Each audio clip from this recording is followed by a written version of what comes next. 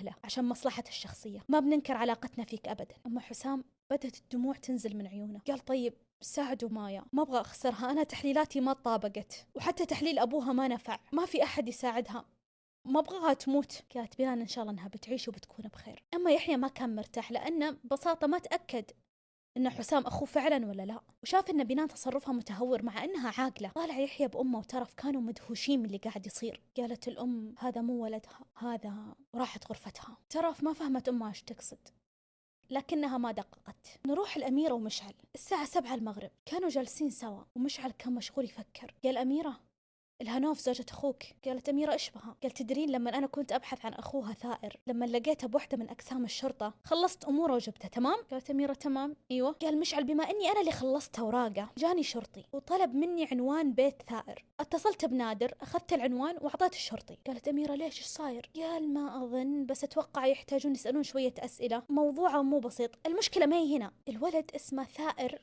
عزام حمد الواصلي، تعرفين ايش يعني؟ قالت أميرة لا ايش يعني؟ قال مشعل الولد اللي قاعد أحقق بقضيته، اللي متورط في قضية القتل، اسمه حسام عزام حمد الواصلي، فهمتي؟ قالت أميرة المجرم تقصد إنه أخو الهنوف؟ قال ايوه. قالت أميرة صح، أنا لما قرأت اسمه قلت إنه قد مر علي، ليكون صدق أخو الهنوف والله كثير. قال طيب بما أنك أنت اللي رحتي وخطبتيها، هو أخوها من أمها وأبوها ولا لا؟ قالت أميرة لا، حساس مالها إلا أخت واحدة اللي هي حور، وأخ اللي هو ثائر. قال مشعل أنا كنت حاس، لأن ثائر ما قال إن عنده أخ كبير، إذن هو أخوها من أبوها. قالت أميرة ما أدري، أنا أول مرة أدري إن أبوها متزوج غير أمها، أنا أعرف إنه تاركهم من زمان، ترى توقعت إنه يكون متزوج واحدة ثانية بس ما توقعت إنه توقعي صح. قال مشعل طيب الهنوف تعرف عن حسام شيء؟ قالت أميرة مستحيل، لو تعرف كانت تكلمت، وأتوقع عائلتهم تدري أصلا، يعني لو في أحد يعرف من عائلتهم وهذا احتمال ضئيل ممكن الأم بس. قال مشعل عنوان بيتهم عندي، بكرة بروح وأسأل الأم، لا تفتحين الموضوع مع الهنوف، ما أتوقع الموضوع بيسعدها. قالت أميرة والله كثير، أخوها يطلع قاتل، أنا انصدمت وتضايقت مع أني ما أعرفه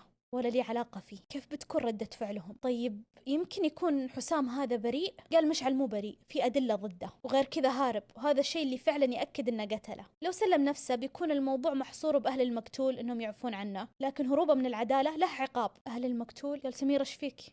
قال ولا شيء. قالت أميرة طيب إذا طلعت أم الهنوف ما تعرف عن الولد هذا شيء ولا عن أبوه ايش بتسوي؟ قال مشعل ببدأ أبحث خلف عيلته، أمه مو موجود اسمها، ولا حتى موجود إذا كانت حية ولا ميتة، ومو موجود أي شيء يدل إنه عنده أخوان، كل اللي نعرفه بس إنه عنده بنت أخت بالمستشفى، وبنت أخته هذه أبوها مطلق أمها، ومن هنا وصلنا إن أم الطفلة هذه مسجونة، غير كذا ما عندنا، حتى في المدرسة اللي كان يدرس فيها أوراقه ناقصة.